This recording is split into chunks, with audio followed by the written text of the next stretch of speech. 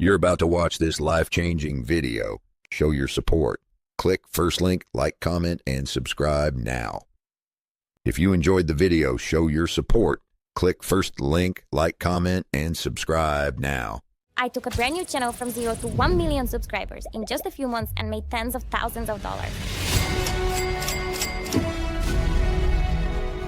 But here's something you should know. This content is faceless, and I basically just copy what others are already doing. With that said, I still managed to get over 1 billion views, and in this video, I'm here to explain how you can do the same and make enough money to quit your job. We will go step by step through 4 chapters, and at the end, I will tell you a secret tip that I have never seen anyone else mention on YouTube. Since I made this video for free, but it has the potential to change your life, the only thing I ask for you in return is that if you're done watching it, replay it from the beginning and put your phone upside down while you do something else. This would put my watch time at 200% and boost the algorithm so more people can see it.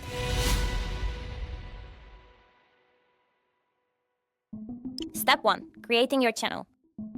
Here's the first thing you need to understand. You already have everything you need to make money on YouTube. If you have a device to watch videos, you also have a device to make videos. So let's set up your channel properly. First, make a brand new Google account. Then, create a YouTube channel from that account.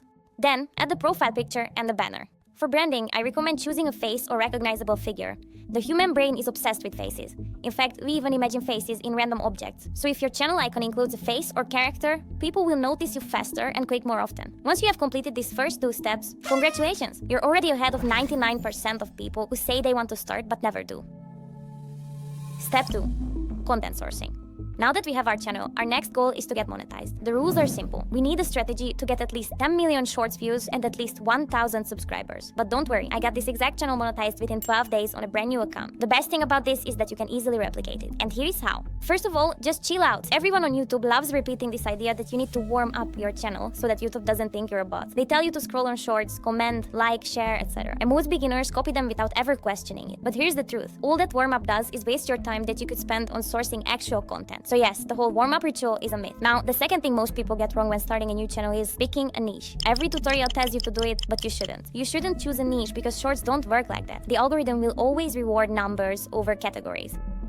Picking a niche takes time and locks you into a format forever, limiting your virality and creativity. And for this reason, I have a different strategy. Do not pick a niche. Do this instead. Recreate standalone videos that are already going viral. Let me show you the actual example I used on my very first video that is currently at 73 million views.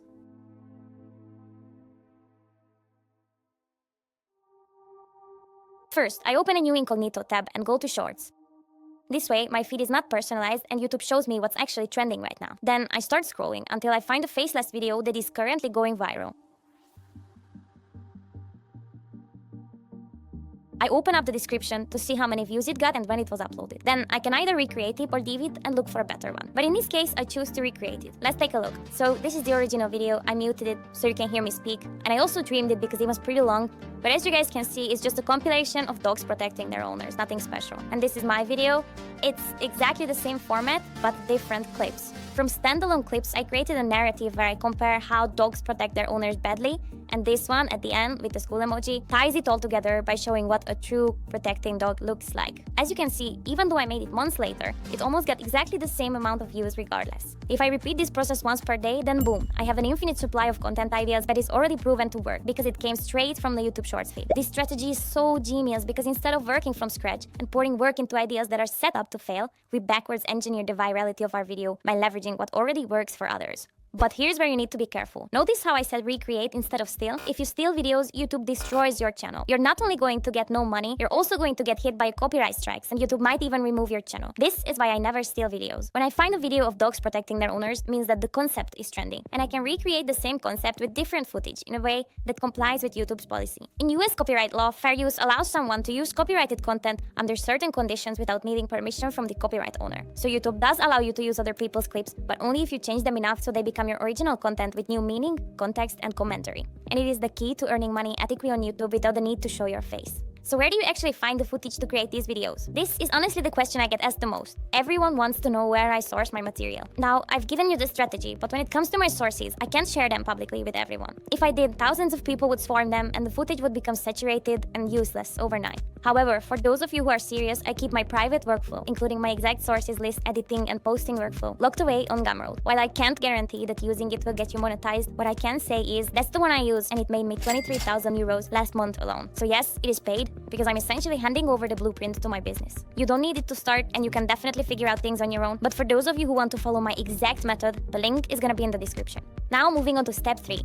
Editing. Once you have about 3 to 10 clips for your video, you need to edit them. To do this, you are going to open up your video editing app, which is in this case, Premiere Pro. But you can also use CapCut, DaVinci, or any other app you prefer. For our work, they're just as good as Premiere. If you have never edited a video before, go watch a short 10-minute CapCut tutorial from YouTube. Believe me, it's easier than it looks and you catch on to it fast. The whole reason behind editing is to make the clips we use into our own original content. So the easiest way to do this is by adding new context, changing the pacing, and reframing the story with editing. These formats count as transformative, but it also depends on how much you are going to change the clips. For example, I've heard that the ranking niche recently just got demonetized since it doesn't change the meaning of the original clips. So once again, just make sure that you add some sort of value to the original clips to make sure that your content will be transformative. Now, let's look at how to do that. Inside your editing app, pull the clips onto the timeline. Create a project 20 to 60 seconds long, since in my experience, this length gets the most views. Then trim the videos so only the most engaging parts are included. From then, we're going to create cuts about every 4 seconds. When comparing clips, you can show one of them for the first 4 seconds and then cut to the second for the next few seconds. We do this to maintain the viewer's attention for as long as possible. Then, if you're done with that, just add your captions and explanations to the video. This can be educational, a critique, or just extra context. You can zoom, crop, slow down, or reorder clips to show something in the clip that the original creator missed or didn't intend. After this, you can add the signature school emoji at the end of the video for shock value. Quick export, and there you go. You're done. You just made your first video. This process usually takes me just about 30 minutes, and it is the only work I do for one day. And honestly, YouTube Shorts is one of the easiest ways to make money right now. On good days, I can make $1,000 to $2,000 per day just by doing 30 minutes of work, which is basically nothing. You can see an example here when I take you through the entire process whilst explaining what I do and why I do it. I put the entire video on Gumroad next to my sources list and my template.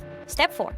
Posting. We're already done with the most difficult parts, so don't stop now. Posting is definitely the easiest process yet, but still, you would be surprised how many people get it wrong. So first and foremost, the type of content you post decides how much your channel will make. That's because YouTube pays you based on your RPM, which means revenue per mile. In simple terms, it is how much YouTube gives you every time your video hits 1,000 views. And what decides your RPM? Your audience. Views from certain countries pay more than others. For example, English-speaking countries like the US or UK or Australia have a much higher RPM than the rest of the world. This is why you should always use English voice or captions, preferably both, because you want as much of your viewers to be English as possible, since this will increase your RPM. But once again, you need to pay attention, because you should never, I repeat, never use VPN to upload your videos. Firstly, because this signals danger to the algorithm that you might be a bot. Second, it wouldn't have anyway, because it only changes where your content is uploaded from, not where it's viewed from. So in order to make content with high RPM, you should target English-speaking people and hope for the best. Now that you understand this, open up YouTube and click this icon down here. Select the video you made and click next. Then select a song of your choice. No, it won't be copyrighted. Everything that's in the YouTube library, you are allowed to use. I only use a select list of folk songs, and of course you can find it on Gumroad. When choosing a title, always use a highly searched, simple keyword so people can also discover your video through search, not by just scrolling. You can simply ask any AI to list these for you. For hashtags, the only one you definitely need here is hashtag shorts, but you can still include 1 or 2 extra if you want. Sometimes I also put hashtag respect into the titles, but to be honest, they don't really affect the video that much. Then what you should do next is scroll onto the thumbnail to find the most intriguing image that you think people would click, and set this as a thumbnail. This will later drive people to view even after the algorithm stops pushing it. Next, tick this box specifically, because it is important for the algorithm not to send your content to YouTube Kids. And now you can go ahead and ignore all the rest of the settings and just click post. Once you're done with posting, do not rewatch or refresh your video waiting for views. Just let it sit and do the work by itself. Congratulations, you posted your first video. Now you can just rinse and repeat the entire process. Aim for at least 1 video per day to show YouTube that you are consistent and you're able to post regularly. YouTube always favors long-term consistency over quick virality. You can post more if you want, especially on Fridays and weekends, since these are the days that most people watch shorts. But be careful not to exceed 4 videos per day, since this way YouTube again might flag your account as being a bot. The time of posting doesn't matter, since it does not affect the views you get. You can literally read this within YouTube Studio. And finally, the most important lesson I learned myself: if your channel doesn't take off within the first month and keeps getting stuck in 0, 30k or 100k view jail, the best move is to start an entirely new channel. YouTube's algorithm puts invisible labels on your channel based on your early videos performance. If you keep uploading content that gets low views, the system learns that your channel is only relevant for a very small audience. It won't push you wide anymore, even if your later videos are really good. I personally restarted 4 times before succeeding with this channel, but this can vary from person to person. The most important thing is to keep going and improving your videos. And now, what you've all been waiting for, moving on to our secret tip that took me from this to this. In this final chapter, I will change the way you think about content so you can start posting in a way that glues people to their screens. I call this method the retention psychology. Think of the YouTube algorithm as a relentless machine. It does not care about your niche, your personality, or even your subscriber count. It only cares about one thing: retention. If people keep watching, the machine pushes your video. If they stop, it buries it. It is that simple. If you go into YouTube Analytics, you can check this out for yourself. Click on a video you uploaded and click on engagement. If you scroll down here, you will see your own retention graph. The faster this number drops, the less people will see your video, and the less money you will also make. This is where retention psychology comes in. We can take psychology and turn it on our side to keep people watching for as long as possible. I have a template for it, and if you want to understand, you need to think in terms of threes. A video has three psychological parts: a hook, a body, and a reward. The first one is the hook. This is the first 3 seconds of your video, and this is everything. It is more important than anything else in the rest of your video.